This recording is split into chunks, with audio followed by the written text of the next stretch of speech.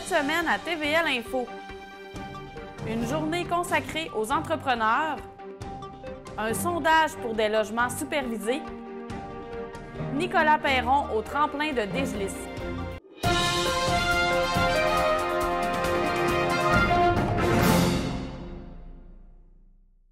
Bonjour à vous tous et bienvenue à ce bulletin d'information. Les entrepreneurs de la Haute-Côte-Nord se sont réunis le 9 avril à Longrive, le temps d'une journée de formation et d'une soirée réseautage sous la présidence d'honneur du producteur agricole de la place, Yves Laurentzel. 4 formations en lien avec le domaine de l'entrepreneuriat, ressources humaines, marketing, finances, développement durable étaient proposées à la quarantaine de participants inscrits. Pour débuter l'après-midi, un panel d'entrepreneurs s'est rassemblé sur scène pour une discussion autour du thème « Naviguer en période d'incertitude », un sujet très bien choisi en ces temps de guerre commerciale avec les États-Unis. Claude Guérin et José Beaulieu, copropriétaires du Centre du camion Côte-Nord à Forestville, Marie-Ève Bouchard, spécialiste du développement économique chez le Conseil de la Première Nation des Inuits et Sipites, ainsi que Simon Baudry, copropriétaire de l'entreprise du Fleuve aux Escoumins, ont répondu aux questions de l'animatrice Marie-Lise Bouchard de la MRC. De belles réflexions en sont ressorties. Claude Guérin, qui a souligné les 25 ans de fondation de son entreprise, a donné un conseil aux entrepreneurs, réfléchir avant d'agir. Quant à Marie-Ève Bouchard, elle a soutenu que l'incertitude peut parfois amener à penser autrement et pousser à la croissance. Le croisiériste aux baleines Simon Baudry a mis à l'avant-plan l'importance de l'innovation pour prospérer dans le domaine des affaires. Lui qui a intégré des hydrophones à son offre de services pour faire entendre le son des baleines et des belugas à ses clients. Il a aussi mentionné la force de l'entourage pour un entrepreneur. Yves Laurentzel est propriétaire d'une ferme qui existe depuis 3 générations à Longrive. Il a repris les rênes de cette entreprise familiale agricole il y a 30 ans. C'était le président d'honneur tout indiqué pour ce 7e colloque Entreprendre en région. Avant le souper, M. Laurentzel a livré un discours sur les défis qu'il a rencontrés et surmontés dans sa carrière d'entrepreneur. Avec la franchise qu'on lui connaît, il a abordé des passages plus difficiles de son parcours, dont un redressement financier à ses débuts, ainsi que la perte de 2 de ses amis agriculteurs par suicide. L'homme d'affaires a raconté comment il a pu s'en sortir, notamment en retournant sur le marché du travail comme employé à la municipalité de Longrive, tout en poursuivant ses activités agricoles. Malgré d'autres écueils sur sa route comme l'incendie de son étable, il n'a jamais baissé les bras et aujourd'hui, il vit de sa passion. En fin de soirée, pendant que les convives dégustaient leur souper fondu préparé par le domaine du Lac-des-Cèdres, l'animateur de télévision, homme d'affaires et ancien joueur de la Ligue nationale de hockey, Dave Morissette a tout fait pour motiver les entrepreneurs qui doivent régulièrement faire face aux embûches. Le Bécomois d'origine n'a pas hésité à accepter cette invitation près de son patelin. Dans sa conférence, Dave Morissette a partagé sa perception du bonheur, du succès et du dépassement. Le secret de la réussite, Dave Morissette ne le possède pas, mais il est nécessaire de croire en ses rêves selon lui. Le prochain colloque Entreprendre en région se déroulera en 2026 à Colombier. C'est le conférencier invité qui a pigé l'avant-dernière municipalité à ne pas encore avoir reçu l'événement. Il ne restera plus que Portneuf-sur-Mer en 2027. Une enquête pour voir la nécessité de créer des logements supervisés pour les personnes vivant avec une déficience intellectuelle, physique ou un trouble du spectre de l'autisme est lancée à Forestville. Nous avons reçu en studio Lisette Martin, porteuse du projet, pour en parler. Voici notre entrevue. Donc, bonjour Madame Martin, on vous reçoit aujourd'hui dans les studios de la télévision du Littoral pour parler d'un beau projet que vous lancez, mais là on commence avec une première étape, un sondage. Donc, c'est qui que vous invitez à répondre à ce sondage-là?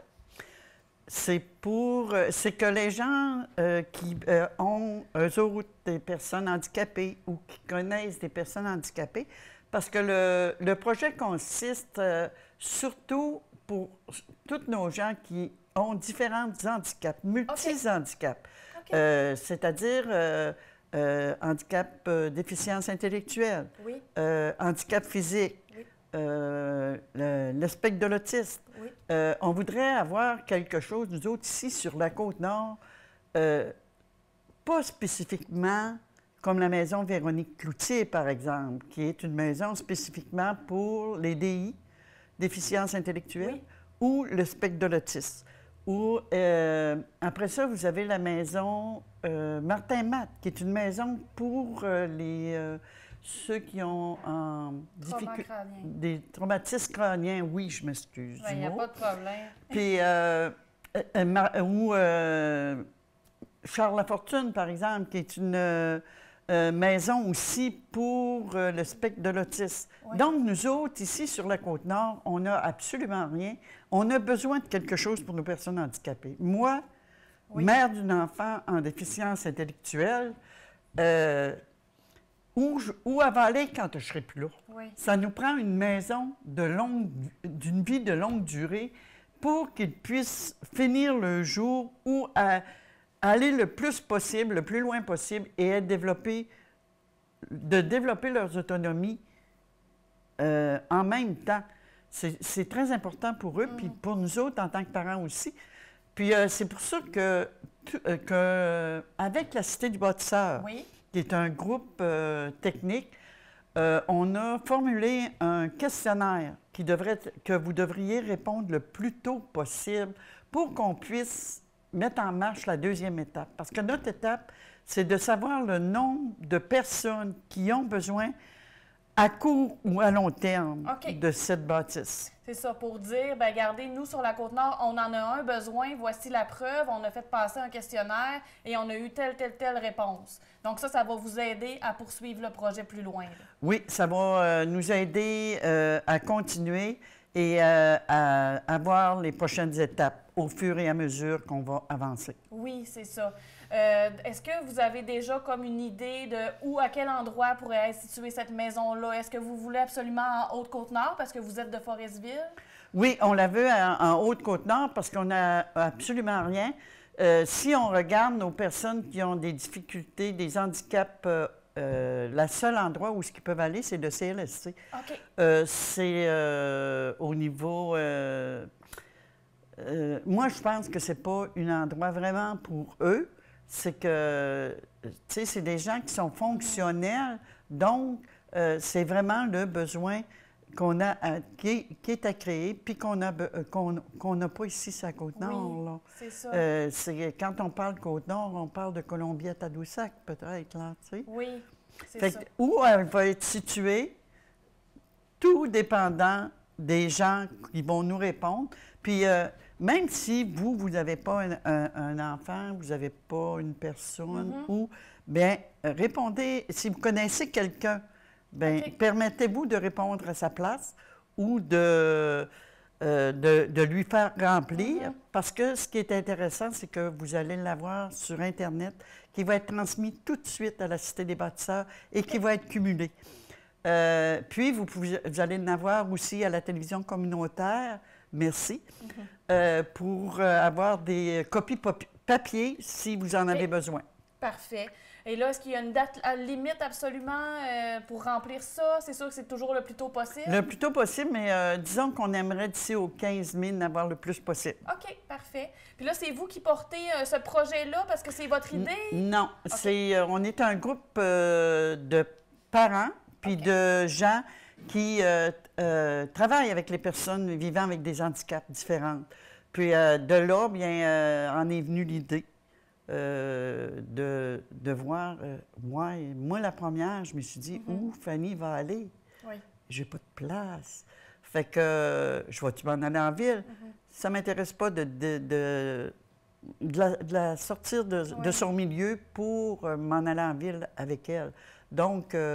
c'est pour ça que je travaille beaucoup puis je vais mettre beaucoup d'efforts. Oui, c'est ça. Fait que là, il y a la Cité des bâtisseurs qui vous accompagne là-dedans, qui font partie du projet. Fait que là, on va voir pour la suite, selon les résultats du sondage, qu'est-ce qui va advenir. Mais c'est sûr que c'est un projet quand même à moyen terme, là, qui ne peut pas se construire en 2 jours. Hein? Non. C'est un assez long terme aussi. Hein? Oui.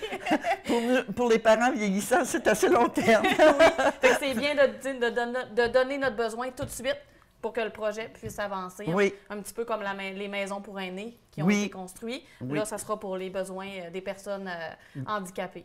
Oui, vivant avec différents handicaps, c'est très C'est ça. important. Oui. Fait que ça peut ressembler à quoi, ces maisons-là, les services qu'on retrouve là-dedans? Ben là, discuter entre nous, Oui. c'est qu'on a besoin un style semblable au CHLD. Oui. Avec ces besoins-là, des ressources pour les faire développer, des ressources, une cuisine communautaire, Oui. que les gens pourraient participer à faire les choses, un salon communautaire qui pourrait les organiser des activités. C'est Fait ça. que, tu sais, c'est un peu l'ensemble qu'on voit, Oui. mais il n'y a rien de précis maintenant. C'est Là, ça. tu sais. Ça va aller sur les prochaines étapes. C'est à développer encore. Oui. Mais on voit ça un peu comme un milieu de vie pour les Oui, accueillir. oui, un Vraiment. milieu de vie de longue durée. Oui, c'est Eh ça. oui. Parfait. Super. Bien, ça répond pas mal à toutes nos questions. Puis on invite les gens vraiment à aller remplir ce sondage-là en grand nombre. C'est important. On veut que notre région se développe. On veut des beaux projets comme ça. Puis on a un beau groupe de parents qui se portent volontaires pour le promouvoir. Donc, allez remplir ça en ligne. Madame Martin le dit également, vous pouvez venir à la télévision communautaire pour vous chercher des copies papier pour ceux qui seraient moins à l'aise sur Internet. Sinon, bien, ça se partage présentement déjà là, sur les réseaux sociaux. Donc, n'hésitez pas à aller remplir ça. Puis, s'ils ont besoin d'informations, ils peuvent m'appeler. Parfait. Donc, Madame Martin est disponible. De répondre vous pouvez m'appeler au 418-587-3752. Ne vous gênez pas. N'importe quelle heure, je suis prête. Parfait, super. Bien, je vous remercie beaucoup. C'est rien, je vous remercie beaucoup. La campagne électorale fédérale bat son plein partout au Canada, ainsi que dans la circonscription Côte-Nord, Kawawa-Shikamak-Nitassinan, autrefois nommée Manicouagan. Les Nord-Côtiers ont le choix entre 6 candidats, soit Marilyn Gill, députée sortante du Bloc québécois, Mélanie Dorion pour le Parti conservateur, Kevin Coutu pour le Parti libéral, Marika Lalime pour le NPD, Sébastien Beaulieu pour le Parti Rhinocéros et Gilles Babin sans allégeance politique. Les citoyens pourront exercer leur droit de vote par anticipation du 18 au 21 avril à leur bureau de vote entre 9h et 21h, ainsi que le jour du scrutin le 28 avril entre 9h30 et 21h30. Le Forestvillais Nicolas Perron est sur la liste des artistes émergents sélectionnés pour participer au concours musical du festival Le Tremplin de Dégelis au Bas-Saint-Laurent. Il performera dans la catégorie interprète de 17 ans et moins aux côtés de 5 autres demi-finalistes et tentera de décrocher sa place en finale. C'est par hasard que Nicolas a découvert ce festival qui en est à sa 25e édition. C'est un de ses amis rencontrés au Festival international de la chanson de Granby qui lui en a parlé puisqu'il avait gagné la finale. C'est ce qui a inspiré Nicolas à faire de même. Il a tenu parole et il s'est inscrit à l'événement qui réunira 28 talents de la relève du 12 au 18 mai. Ces derniers se produiront devant plus de 2000 spectateurs sur la scène qui a fait connaître plusieurs personnalités, dont Maxime Landry, Sarah Dufour, Sam Breton, Philippe Laprise, Ingrid Saint-Pierre, Claude Pelgag, André Sauvé et Ève Côté. Après avoir envoyé ses démos et sa présentation d'artiste, Nicolas Perron a obtenu un retour positif de l'organisation, lui confirmant sa place. Le Forestvillais a déjà fixé son choix sur les 2 chansons qu'il interprétera à la demi-finale. Il s'agit de Encore et encore de Francis Cabrel pour la chanson rythmée et Sur mon épaule des Cowboys fringants pour l'autre. Nicolas Perron a découvert sa passion de la musique alors qu'il était tout petit. Il a suivi ses premiers cours de chant quand il était au primaire et la guitare est arrivée plus tard en secondaire 2. Ses parents l'ont toujours soutenu dans son parcours musical, mais les cours à l'école de musique de Forestville avec la professeure Mme Sylvie Auger lui ont permis de développer son talent. Pour l'instant, le jeune homme n'a pas choisi son domaine d'études postsecondaire, mais il n'a pas l'intention d'étudier la musique. Au cours des prochaines semaines, il se consacre à la comédie musicale Don Juan qui sera présentée au Pavillon des Arts de Forestville du 6 au 8 juin. Il interprétera le personnage principal. Pascal Desbiens, aussi connu comme le brasseur-chanteur, a lancé son 4e album le 11 avril. Il propose 8 compositions écrites durant la dernière année. Le disque qui s'intitule Compilation 2024-2025 a été produit dans le studio de l'artiste originaire de Forestville. Le compositeur a eu plusieurs sources d'inspiration pour ce nouveau disque. Je te dirais que ce qui m'a beaucoup inspiré dans les derniers temps, ben, tu sais, c'est les relations humaines, puis aussi tout ce qui touche l'actualité présentement. Je trouve que ça brasse pas mal sur la planète. Puis, tu sais, de faire un petit grain de sel en tant qu'artiste, ben, peut-être que ça peut amener des changements, des choses comme ça. Donc, c'est pas mal ça, ouais. L'album regroupe des pièces en anglais et en français, tout dépendamment de l'inspiration de l'auteur. Dernièrement, c'est la langue française qui prend le dessus, ce qui ravit Pascal Desbiens. Cette année, la carrière musicale du brasseur-chanteur a pris un autre tournant. Ben, il y a des choses qui sont un peu plus intensifiées cette année. Ça fait 1 an que les radios ont embarqué énormément dans mon OK. trip. Fait que c'est cool parce qu'il y a 32 stations de radio qui font tourner les chansons du brasseur-chanteur depuis 1 an. Fait que ça l'a amené une autre dynamique, c'est clair. Mais tu sais, j'ai commencé à faire de plus en plus de live. J'utilise énormément la plateforme TikTok, ce que j'utilisais pas avant. Tu sais, moi, j'ai 52 ans, hein, fait que tu sais, des fois, TikTok, je regardais ça d'un œil un petit peu. Ouais, Oui. c'est quoi ça? Mais j'ai très bien compris qu'il y a un bel engouement. Juste pour te donner un exemple, dans les 2 dernières semaines, il y a 250 followers qui se sont inscrits. Tu sais. OK. Fait que c'est en train de bouger beaucoup là, sur les réseaux sociaux. Le brasseur-chanteur qui habite maintenant à Gatineau n'a jamais été un artiste qui se produit devant public, mais il ne ferme pas la porte à cette opportunité. L'artiste qui conserve sa ville natale dans son cœur ne vit pas de sa musique. Ayant évolué dans le milieu de la microbrasserie pendant plusieurs années, il s'est tourné depuis 1 an vers le domaine communautaire en assurant la direction d'une banque alimentaire. Quand on parle de l'avenir, Pascal Desbiens souhaite continuer d'évoluer dans le monde de la musique et de regrouper encore plus d'abonnés, mais il aimerait aussi représenter une cause qui lui est très chère, soit celle de l'autisme. Son fils, qui a malheureusement perdu la vie, était autiste et lui-même a découvert qu'il était atteint du syndrome d'Asperger il y a 4 ans. Ben, honnêtement, je vois que ce qui bouge, c'est le fun présentement, là, avoir de plus en plus de followers. Ce qu'on pourrait me souhaiter, ben, honnêtement, on commence à m'accoler l'étiquette de l'autisme aussi énormément. Puis Oui. ça, j'en suis très fier. Mhm. Il y a plusieurs personnes qui m'écrivent en me disant Salut, moi aussi, je suis autiste. Puis là, ça, là, c'était comme pas prévu. Puis j'adore ça, faire ça, là, un peu un représentant de la cause et tout ça, de Mhm. commencer à jaser aux gens. Fait que je te dirais que, tu sais, si, mettons, là, le brasseur-chanteur devenait l'artiste accolé à la cause et que la cause pourrait rayonner encore Mhm. plus, ça serait quelque chose que je porterais fort, là, haut et fier, là. Il n'y aurait pas de Oui. problème. Ouais. Le nouvel album du brasseur-chanteur est disponible sur le site web de l'artiste. Il est possible de se le procurer le disque ou encore une clé USB. Pour une copie autographiée, il suffit de le demander lors de l'achat. Toutes les chansons sont aussi disponibles sur les plateformes numériques.